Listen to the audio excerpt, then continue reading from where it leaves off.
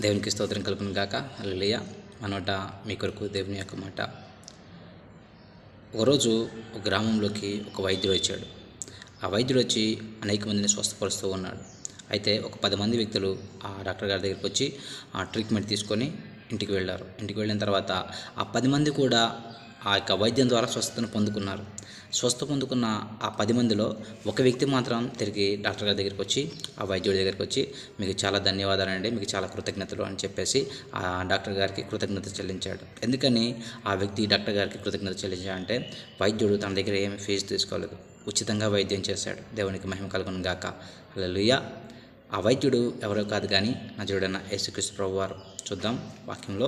లూకా సువార్త 17వ అధ్యాయము 11 నుంచి 19 వచనాలు మనం చూసినట్లయితే ఇక్కడ 10 మంది కుష్ఠరోగులు మనకు కనపడతారు. 10 మంది వచ్చేసి దేవుని దగ్గర ట్రీట్మెంట్ తీసుకుంటారు. స్వస్థ కావాలి ప్రభు అన్నప్పుడు యేసుక్రీస్తు ప్రభువారు మీరు నమ్మిక చొప్పున మీకు జరిగింది, మీరు వెళ్ళామన్నప్పుడు ఆ 10 మంది వెళ్తూ ఉండగా శుద్ధులవుతారు.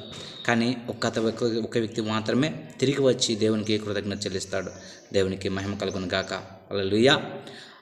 యేసుక్రీస్తు ప్రభువారు పాపంలో శాపంలో ఉన్న మన కోసం ఈ లోకానికి వచ్చి ఆయన యొక్క విలువైన రక్తాన్ని చిందించి కల్వరి శిలువ మీద మరణించాడు. అయితే స్వస్థత పొందుకున్న 10 మందే ఉన్నారు, రక్షణ పొందుకున్న 10 మందే ఉన్నారు. కానీ కృతజ్ఞత కలిగి జీవించేవారు కొంతమంది మాత్రమే. దేవుడు కృతజ్ఞత కలిగి జీవించే వ్యక్తులుగా మనం ఉండాలని చెప్పేసి ప్రభువారు కోరుకుంటున్నాడు. దేవునికి మహిమ కలుగును గాక. హల్లెలూయా. ఈరోజు పరిశుద్ధాత్మ దేవుడు మనతో మాట్లాడుతున్న మాట ఏంటంటే, దేవుని దగ్గర నుంచి మేలు పొందుకోవటం ముఖ్యం కాదు, కానీ కృతజ్ఞత కలిగి జీవించడం చాలా ప్రాముఖ్యమైన సంగతి. ఎందుకంటే యేసుక్రీస్తు ప్రభువారు తన శరీరంలో రక్తమేమీ లేకుండా నీ కోసం, నా కోసం, మనందరి కోసం తన యొక్క ప్రాణాన్ని బలిగా అర్పించి తన యొక్క రక్తాన్ని కల్వరి శిలువలో మన నిమిత్తం వెలగా చెల్లించాడు. పాపంలో శాపంలో ఉన్న మనల్ని ఆయన రక్తం ద్వారా విమోచించి విడిపించి రక్షణను ఉచితంగా మనకు అనుగ్రహించాడు. ఆయన మనం ఏమి వెల చెల్లించాల్సిన పని లేదు. ప్రభువా, నేను పాపిని ప్రభువా, నన్ను క్షమించు ప్రభువా అని మనం ఎప్పుడైతే అడుగుతామో అడిగిన వెంటనే మనల్ని ఆయన నీతిమంతులుగా తీరుస్తాడు. దేవునికే మహిమ కలుగును గాక. హల్లెలూయా. రోమీయులకు రాసిన పత్రిక 10వ అధ్యాయం 9వ వాక్యం ఈ విధంగా సెలవిస్తుంది. యేసుక్రీస్తు ప్రభువుని నోటితో ఒప్పుకొని దేవుడు మృతుల్లో నుండి ఆయన లేపనని మన హృదయమందు విశ్వసించినట్లా మనం రక్షించబడతాం.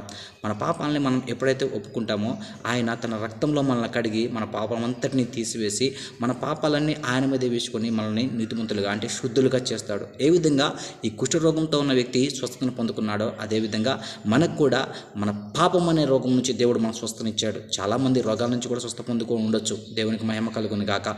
కానీ దేవుడు మనకిచ్చే ప్రాముఖ్యమైన ఏంటంటే రక్షణ, విలువైనది ఏంటంటే రక్షణ. మనం ఎలా రక్షించబడతామంటే యేసుక్రీస్తు ప్రభువారి రక్తంలో మన పాపాలు కడుక్కుంటే మాత్రమే మనం రక్షించబడతాం. ఇంకే విధంగా మనిషికి రక్షణ లేదు. కేవలం యేసుక్రీస్తు ప్రభువారి రక్తంలో మాత్రమే రక్షణ, స్వస్థ, విడుదల, విమోచన ఉంది. కాబట్టి ఈ మాటలు వింటున్న ప్రియమైన దేవుని బిడ్డలారా, దేవుని ద్వారా అనేకమైన మేలు పొందుకొని దేవుని ద్వారా రక్షించబడి ఉన్న వ్యక్తులైతే మీరు దేవునికి కృతజ్ఞత కలిగి జీవించండి. అదే దేవుడు కోరుకుంటున్నాడు. 10 మంది స్వస్థ పొందుకున్నారు, కానీ ఒక్క వ్యక్తి మాత్రమే తిరిగి వచ్చి దేవునికి కృతజ్ఞత చెల్లించాడు. కృతజ్ఞత చెల్లించడం దేవునికి చాలా ప్రాముఖ్యమైనది. కృతజ్ఞత కలిగి ఉండటం చాలా ప్రాముఖ్యమైనది. ఆఫ్టర్ ఆల్ ఈ లోకంలో ఉన్న వ్యక్తులే తనకు సహాయం చేస్తే ఆ వ్యక్తులకి తిరిగి థ్యాంక్స్ అని చెబుతారు, అంటే కృతజ్ఞత చెల్లిస్తారు, నీకు చాలా ధన్యవాదాలు అని చెప్పేసి. మనము నరకంలో వెళ్ళిపోసిన మన జీవితాన్ని యేసుక్రీస్తు ప్రభువారు ఆ శిక్ష అంతా తన మీద వేసుకొని మనల్ని రక్షించాడు, విడిపించాడు, తప్పించాడు. మనల్ని ఆ స్థితిలోకి వెళ్ళిపోకుండా ఆ స్థానం నుంచి మనల్ని తప్పించాడు. కాబట్టి మనం ఇంకా ఎంతో కృతజ్ఞత కలిగి జీవించాల్సిన వ్యక్తులంగా ఉన్నాం. కాబట్టి ఈ మాటలను మీ హృదయంలో జాగ్రత్తగా జ్ఞాపకం ఉంచుకొని రేపు రాబోయే దినాల్లో మనం గుడ్ ఫ్రైడే జరుపుకోబోతున్నాం. అంటే యేసుక్రీస్తు ప్రభువారి యొక్క సిలువ మరణాన్ని జ్ఞాపకం చేసుకోబోతున్నాం. కాబట్టి ఈ మాటలు జ్ఞాపకం చేసుకొని యేసుక్రీస్తు ప్రభువారు మరణించినందుకు దుఃఖపడడం కాదు, కానీ యేసుక్రీస్తు ప్రభువారు మన మీద చూపించిన కృపను బట్టి మనం కూడా కృతజ్ఞత కలిగి జీవించాలని దేవుడు కోరుకుంటున్నాడు. ఎలాగైతే ఆ ఒక్క వ్యక్తి తిరిగి వచ్చి దేవునికి కృతజ్ఞత చెల్లించాడో అలాగే మనం కూడా ప్రతి విషయంలో దేవునికి కృతజ్ఞత కలిగి ఉండాలని దేవుడు కోరుకుంటున్నాడు. దేవునికి మహిమ కలుగును గాక. హల్లెలూయా. అట్టి కృప పరిశుద్ధాత్మ దేవుడు మీకు మాకు అనుగ్రహించును గాక. Amen, amen, amen. May God bless you. అందరికీ వందనాలు. Praise the lord.